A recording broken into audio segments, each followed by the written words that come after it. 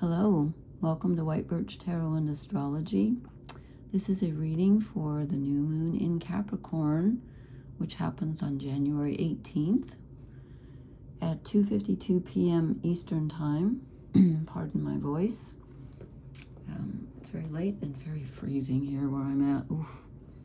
Anyway, this is an astounding new moon because I will timestamp when the tarot reading starts, but this is a really interesting new moon because we have the sun and the moon together, of course, which is a new moon at 28 degrees of Capricorn, and then at 26 degrees of Capricorn, so right behind the sun and the moon, are Mercury and Mars together, walking hand in hand, the messenger who rules communication and ideas, and the guide to the underworld is walking with the warrior, Mars, our desires and physical action. So all four of those objects are in Capricorn, and Venus just went ahead. She's at 1 degree of Aquarius, and she's going to meet up with Pluto at 3 degrees of Aquarius in a few days. I didn't write down the exact day, but all the personal planets are going to be going over Pluto. I think I talked about that before, and I will talk about it again because that's very transformative. Pluto's a transformative, and when Pluto's in Aquarius, it also connects our lives with the collective consciousness. So it's kind of like a world change and a personal change at the same time. So this is very powerful energy. And so right now, most of the outer planets, all the planets actually, most of them are in water and earth. The only thing we have Pluto in an air sign. Air is thinking and communication. And we have Neptune and Saturn. Well, they're in water right now because they're at the tail end of Pisces, but they're going to move into fire pretty soon. So anyway, we have water and earth right now, predominantly. The only two objects we have in fire right at this moment are Chiron in Aries, the wounded healer, and Black Moon Lilith, who is the wounded feminine. She's in Sagittarius, and Chiron's in Aries. And so Chiron is squaring the new moon, and Mercury and Mars squaring them because Aries squares Capricorn. So there's a lot of healing going on here, and it's kind of uncomfortable, but I think this new moon is very important because it's a new beginning. New moons are always a new beginning, but this is a really big new beginning. And this is interesting. I had missed this, but I heard this from, I think it was Molly McCord. She's an astrologer I watch online. And she said that this string of new moons happening at the last degrees of the signs began in September 20th of 2025, where the new moon was at 29 degrees of Virgo.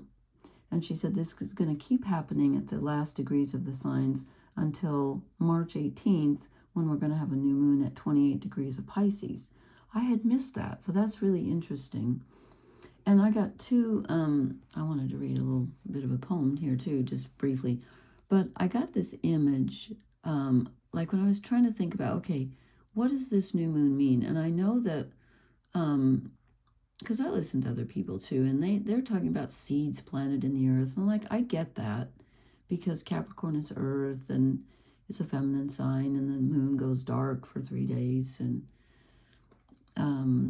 but I got two images, or feeling images. One is that we're in a car, and to me, cars kind of represent the physical body, like in dreams they do for me. That's what Carl Jung said, so I go with that.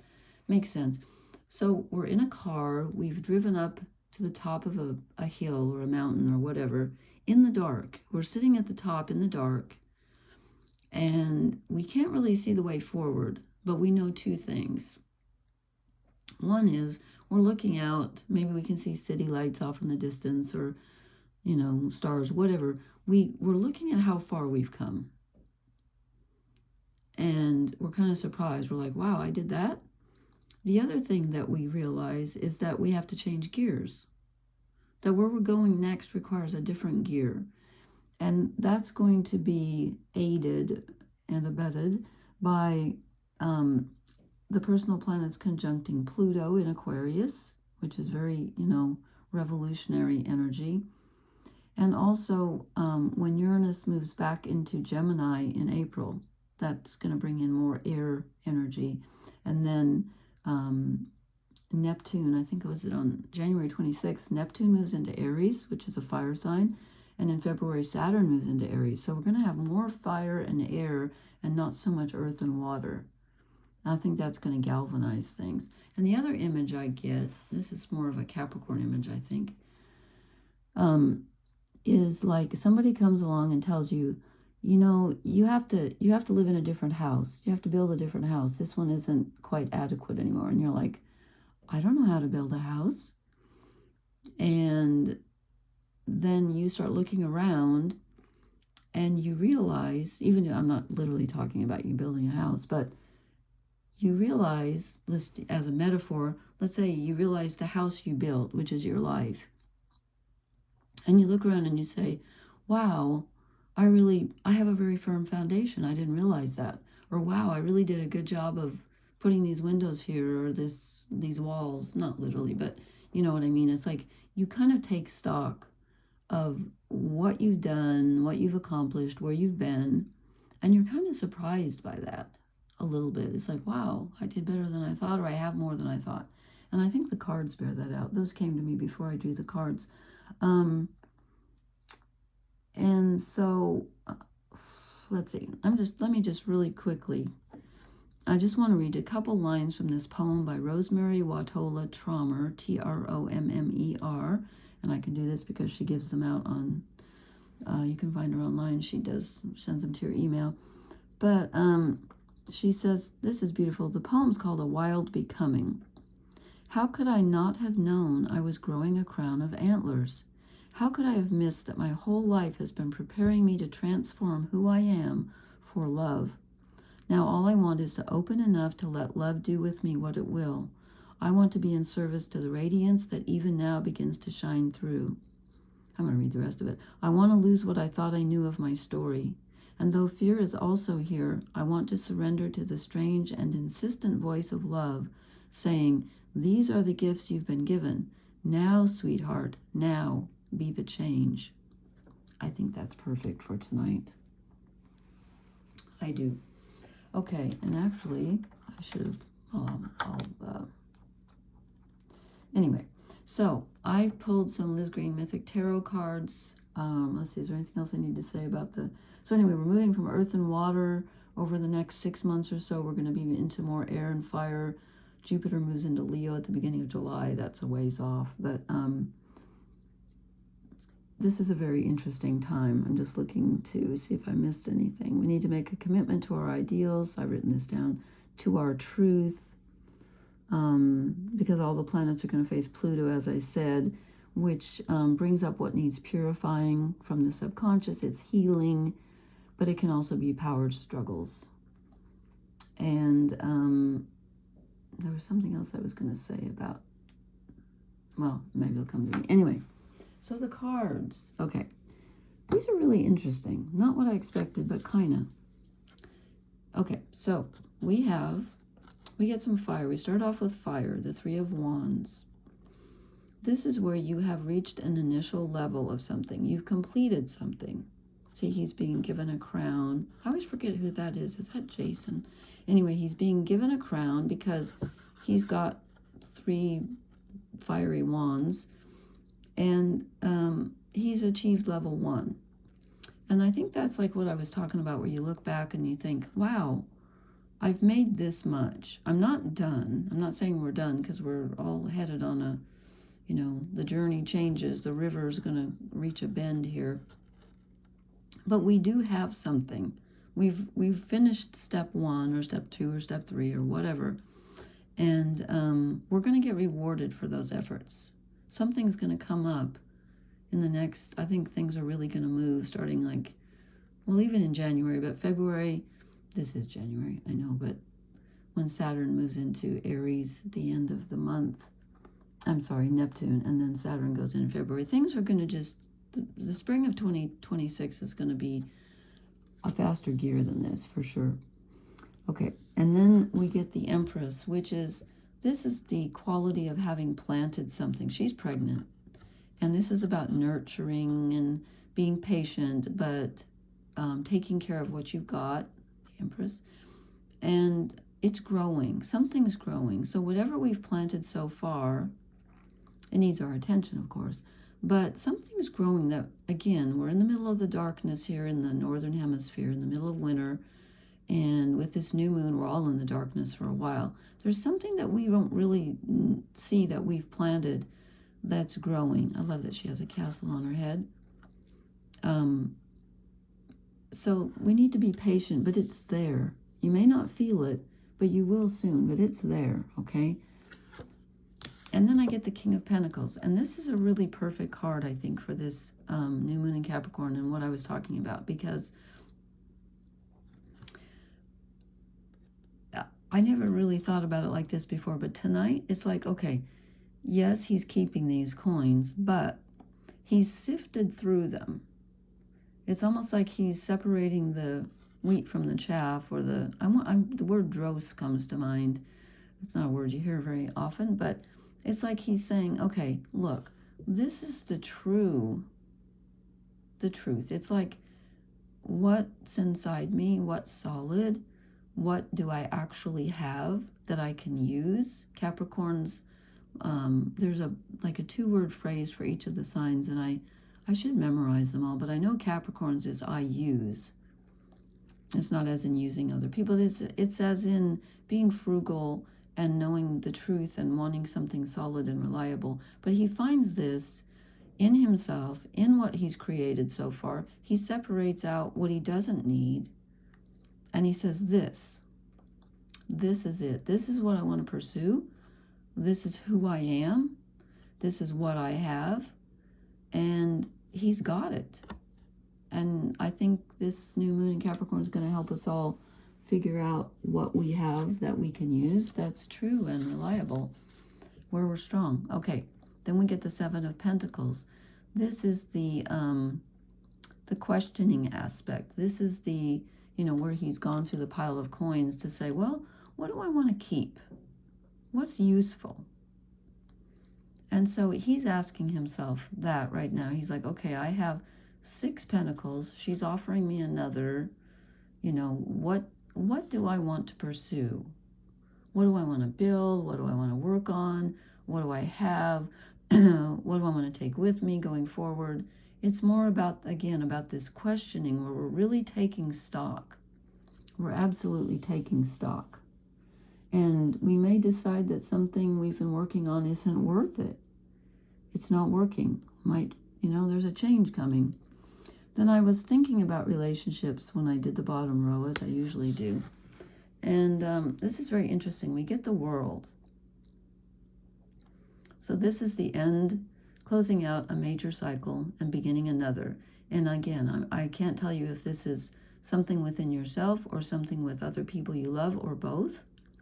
Probably both, because when we change, our outer relationships usually change too. But this is a definite, like a big change. This is Neptune and Saturn at the tail end of Pisces, the tail end of the zodiac. And the wheel is turning. And all the elements are here. We have everything we need to work with. Now it's just a matter of starting the new. But again, we don't see exactly yet where we're going with this, but we will shortly, I think. But this is where you trust in the darkness, and you just hold on to what you've built, to what you feel, to what you've planted. And I kind of wasn't expecting this. It's interesting that, I said we have mostly water and earth. We get a lot of pentacles. We get mostly fire and earth. There are no swords here. Well, there's some in the shadow cards, so I take that back. But we do get some fire, which is where we're headed this spring. As I said, Neptune's getting ready to go into Aries on the 26th of January. Saturn moves into Aries in February. So anyway, the Queen of Wands. Now, Is this us getting in touch with our true desires and stating them and taking action toward, toward doing something with them? I think it is us, because then we get the Eight of Pentacles. Now this is working, and the Seven of Pentacles is summing up what you've already worked on. The Eight of Pentacles is continuing to work, but it's generally, he's considered an apprentice. So it's something that's kind of new. It's a new hobby or a new skill. It could be refining an old one, but oftentimes it's a new one where you pick up something and say, you know what, either I'm going to finish what I started, or I'm starting a new endeavor here. And it's something very close to your heart, something that you really desire. It's true. The word true is very important tonight. And then this card came out at the end, and I was like, what? The Four of Cups. It took me a minute to think about this. I think what this is saying is, Jupiter's been in Cancer retrograde for a long time. In fact, doesn't move into Leo, I think I said, until the beginning of July or the end of June. So, and when Jupiter's retrograde, and actually Jupiter goes direct before then. Oh, when does Jupiter go direct? Oh, I've forgotten. I didn't write it down. March, April? Anyway, I think it's April. But the point is that when Jupiter's retrograde, we can kind of start wallowing in old emotions. And again, you need to review them sometimes. That's important. But we don't want to get stuck there. Because I was like, what, are we in this new, we're having relationships with people, or this new project? This could be starting a new relationship too, working on one. It could be working on an old one or starting a new one. I thought, what, we're bored already? We're dissatisfied? We're depressed? No, I think it's more telling us, don't get caught up in your emotions. Notice how calm the sea is. There's not a wave to be seen. It's telling us, that's not the way to go. Don't be over emotional. It's kind of necessary, I think, right now. If your emotions are feeling a little flat, that's not bad right now. Because what we want to go for, and I actually asked for a clarifier because I was a little stumped by that at first.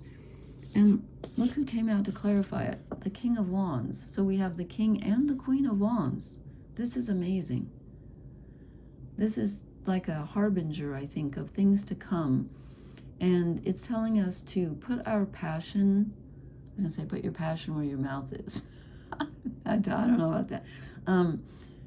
But, get in touch with what really, what you really desire, what you want to be sovereign over. What again, truth just comes out, the flame of truth. And again, it's about knowing what you can control and what you can't. The King and Queen of Wands, they know what they can control and what they can't. You can't usually control other people. I should say you can never control other people. How about that? But this is getting in touch with something that's deeper than surface emotions, because thoughts and emotions can be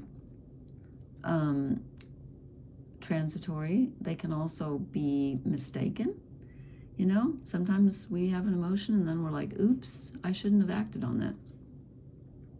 This is deeper than that. This is our heartfelt desires, our purpose, our, this is where we want to act, where it's true. The word true keeps coming to me tonight. Your true fire. That's where you want to put your energy. And I think you will know. Capricorn is a very, it's a very true sign, I think. Capricorns are generally not, I'm not going to say that, just more stable. How can I put that? I'm not going to say they're more true than other signs, but they really value stability and consistency. And, there is a true aspect, I think, to that energy. Okay, so the shadow cards, we get the Lovers, and that kind of threw me for a minute. I'm like, okay, wait a minute. Is it saying, because I asked, what are we not seeing or what's holding us back? In fact, you know what? I'm going to have to put that one down and show you the other ones. The other ones make perfect sense to me. I need to think about this one. Actually, now that I look at the first and last shadow cards, 4 came out. Okay. Okay. We have a choice in front of us. And what we're not seeing, I think we're refusing to see that we need to make a choice.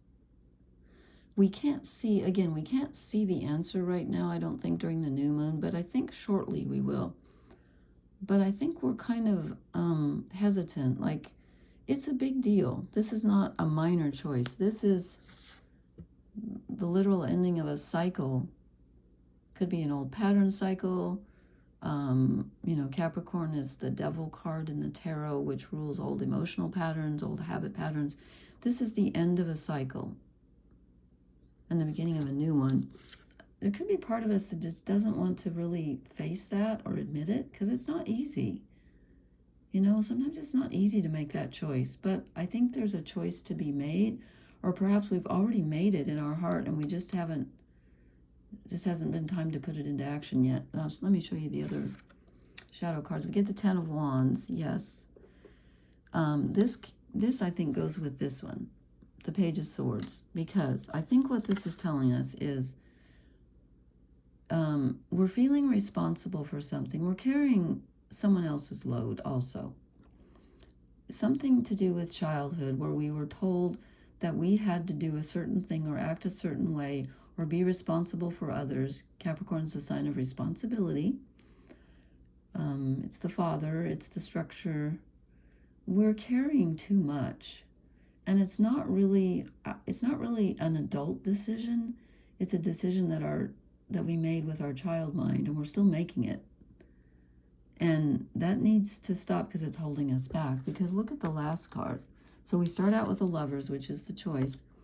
And the last shadow card I get is the Two of Swords, where the person isn't making a choice. She's like, nope, I don't have a choice. I don't see the options. There are no swords. I'm either refusing to make the choice, or I don't see the answer, so I can't make it yet. But it's telling us, I think, that in fact, we've either already made the choice, or we know that we have to and we're just avoiding it. Because by not making the choice, I think we're holding something back. And I'm not saying to just, you know, jump into something rapidly. I don't see a lot of fast movement here, even though we have the King and Queen of Wands. This is more to me about discovering what's truly in our hearts and what we desire. You know, where's your heart calling you to go? There's not a lot of swift action here. And again, you know, a lack of swords, except in the shadow cards with the 2 and the Page. So the mental choices are not being seen right now. But I don't see that we need to do that tonight, not during the new moon, for sure. Okay, I don't think we even need an oracle card. Okay, well, maybe we do. I'm at 6s and 7s. I always get that way during new moons and full moons. Full moons make me get dizzy and goofy. I almost said gizzy and doofy. And new moons make me kind of usually apprehensive. This one feels more calm to me than normal. Oh no, I hate that card. I know you're not supposed to, and again, maybe we don't need one of these. Maybe my instinct was probably correct the first time. But that one came. There's just one card in this deck that I've got the Wisdom of the Oracle. And you know what? I don't really think we need one, actually. No, this one was on top. I'll just show it, but I'm not sure. Time to go. Well, in the future, yes. Not tonight, not during the new moon, but eventually, yeah. Yeah, it is. Okay, thank you so much for listening. Please leave me a comment. Please hit the like, share, and subscribe buttons, and I will talk to you again later. I'll probably post when Venus meets up with Aquarius in a couple days. Meets up with Pluto in Aquarius in a couple days. Until then, blessings, everyone. Good night.